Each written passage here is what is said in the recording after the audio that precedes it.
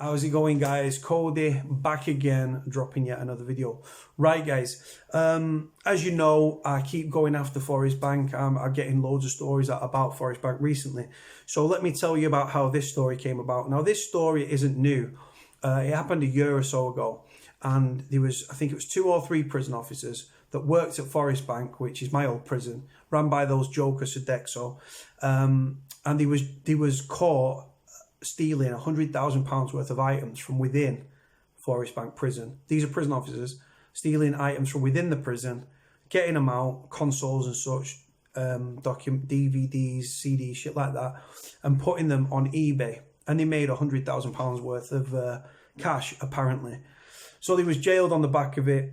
When you profit like that, you get a POCA slapped on you, POCA, Proceeds of Crime Act. What it means is that you've made money from crimes, and then they like to recoup as much of that money as they can if they can prove certain amounts. And it's always debated between the defense and the prosecution how much that actually is. Anyway, so I'm flicking. So this guy was jailed and everything like that. So I'm flicking through court serve. Now, for those that don't know, court serve is it's a court page which shows you who's in court on which day. It goes day to day. So if you go on it at Monday dinner time, it'll show you everyone that's in for Monday afternoon, Monday morning. If you go on it about 4:30, it'll show you for the next day, so on and so forth. So it's a very good tool to check what court people are in and stuff like that. So I went on to Manchester Crown's court, Crown Square, and I'm flicking through, and I see this prison officer's name. Now I know the prison officer's name. He's called Carl Byron. So, and it just said POCA hearing. So I was like, Proceeds of Crime Act. So I was like, oh, let's have a look. So I took a screenshot. I graffitied on it with my phone. You know where you can like put a big red dirty thing round, like a circle round it. So I put a big dirty circle round it. I cropped it. I sent it to a journalist at the Manchester Evening News because I'm going after Forest Bank at the moment. And was like, oh, just to let you know, on back of the other stories about the indecent images of children that were found in the prison the other week, which I got out through prison sources. Thank you to my prison sources. This guy's a former prison officer. He was jailed. Here's the links. So I rang the MEN, told them, sent through the proof, the evidence, and he was like, "Oh, thanks about this, Cody. We didn't know about this. Well, you do now." So yeah, that particular journalist went and covered the court hearing.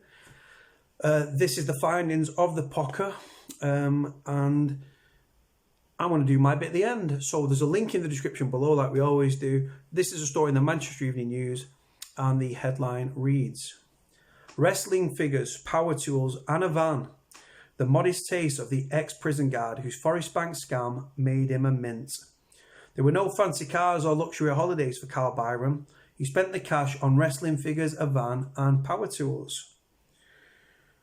A former prison officer jailed for a scam to steal and sell electrical goods brought into the jail to be repackaged has been reordered to pay almost £50,000 in ill-gotten gains. Carl Byron, 38, was hauled into court a year after he was jailed for an outrageous scam he masterminded at Forest Bank Prison in Salford. On Wednesday, a judge ordered the father of 3 to repay $46,000 within 3 months or face more jail time. Byron used his senior position as Deputy Anti-Corruption Manager at the privately run jail to steal items such as games, consoles and DVDs from under the noses of other members of staff over a 6-year period. He later recruited co-defendant Anthony Bradbury, 31, who worked as a security analyst. Together, the pair stole and resold high-value items on eBay. The 2 men were jailed a year ago after admitting offences of theft and money laundering, which saw them pocket a total of £100,000 between them. Today, Wednesday just gone, Byron was brought back to Manchester Crown Court under the Proceeds of Crime legislation designed to claw back ill-gotten gains from criminals. You can see a picture of Carl Byron at the start. Prosecutor Mark Ryan told the court Byron had amassed a benefit figure of £47,386. Investigators have found realisable assets valued at £46,148, of which £40,000 had already been restrained or were in the hands of the police, said Mr. Rind.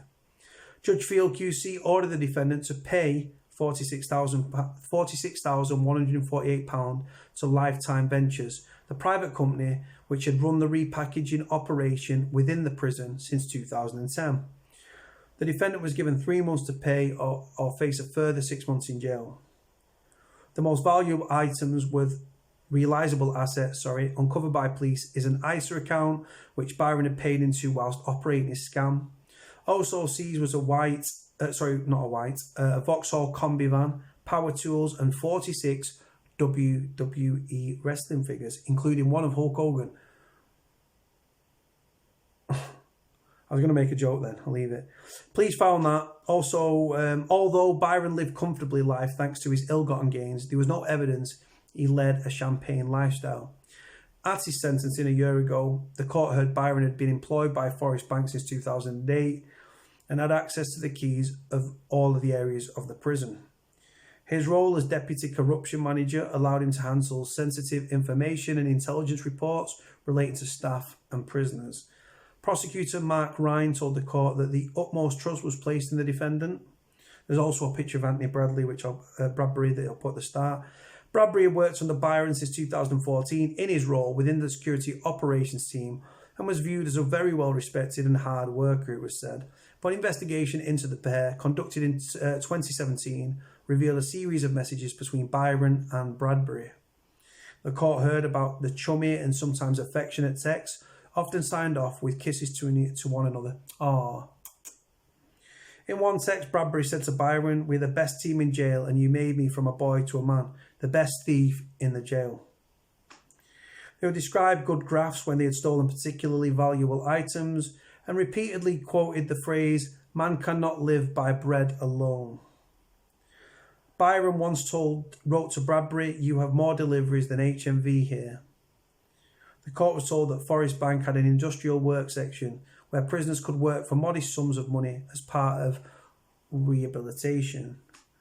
You mean exploitation. A company called Longtime Ventures worked within the prison since 2010, repackaging items which had been returned to stores like DVDs and Blu-ray discs. The scam, which operated between 2011 and 2017, by Byron, who would remove the utmost popular items and take them to boxes in the staff car park. It began with low-value goods such as books, but Bradbury became involved in 2015. The pair began to intercept in high-valued items. Judge Susan Goddard QC branded the scheme as the ultimate betrayal, which has left the reputation of prison management under a cloud of suspicion. Sentencing the pair, she said, the utmost place was placed in you, Byron and Bradbury. You were regarded as hard-working, respected and highly trusted members of the team. Text conversations between you show your attitude was to this particular act of blatant dishonesty. This was a gross breach of trust on both parts. These offences have had a devastating effect on the way management team are viewed within Forest Bank. Carl Byron of Manchester Road, Overholton, Bolton, was sentenced to 2 years and 10 months after pleading guilty to 1 count of theft, 2 counts of converting criminal property. Anthony Bradbury of Haslam Street, Bury, was jailed for 2 years and 2 months after pleading guilty to identical charges. Now, like I say, not really bothered about Bradbury or bloody Byron, do you know what I'm saying? But the deputy manager of the anti-corruption team, can't fucking make it up. And like I say, guys, these prison officers are paid, they're not paid glowing figures. I think that it starts about 22 grand, 21 grand, 22 grand a year. And you work in a prison, you get friendly with prisoners, you become a criminal. It goes on that way. Many officers don't, but these lot did. And like I say, you just see me do another video about another 4 officers that have been charged. Paul Hewitt, somebody else, Aidan Bly and Samantha Bly, who were up in court this coming week, the 13th of November 2019, in relation to stealing £250,000 worth of goods. Now, you might think, how have they stolen goods? There's no goods within prison to steal. Right, so how it works, right? So this company, this Ventures Limited company thing, right, which they was referring to Lifetime Ventures, right? So if you can imagine a company that is like Amazon, right? They get returns and stuff like that. So rather than paying a load of staff, right, like minimum wage or whatever, right, they get prisoners involved. Now, the prisoners don't leave the prison. The prison outsources prisoners to external companies like this Lifetime Ventures. Obviously, the prison don't do this for free. They're going to be getting money. But what happens is prisoners work in workshops within the prison. Even a call centre job was advertised when I was in Forest Bank, £20 a week, right? So these prisoners in this particular workshop, these things will come down, the repackage and stuff, and like you said, games, consoles, PlayStations, Xboxes, DVDs, games, books. Just think of Amazon sort of stuff, right? But not Amazon. And these lot were then stealing these things and selling them online. Now, another 4 officers have just been done for exactly the same thing. They're up in court next week. So yeah, they made £100,000 worth. Nice little earner for them, to be honest. I've got no problem with the officers, right? I'm not asked about them. I'm going after the prison, and this comes with that.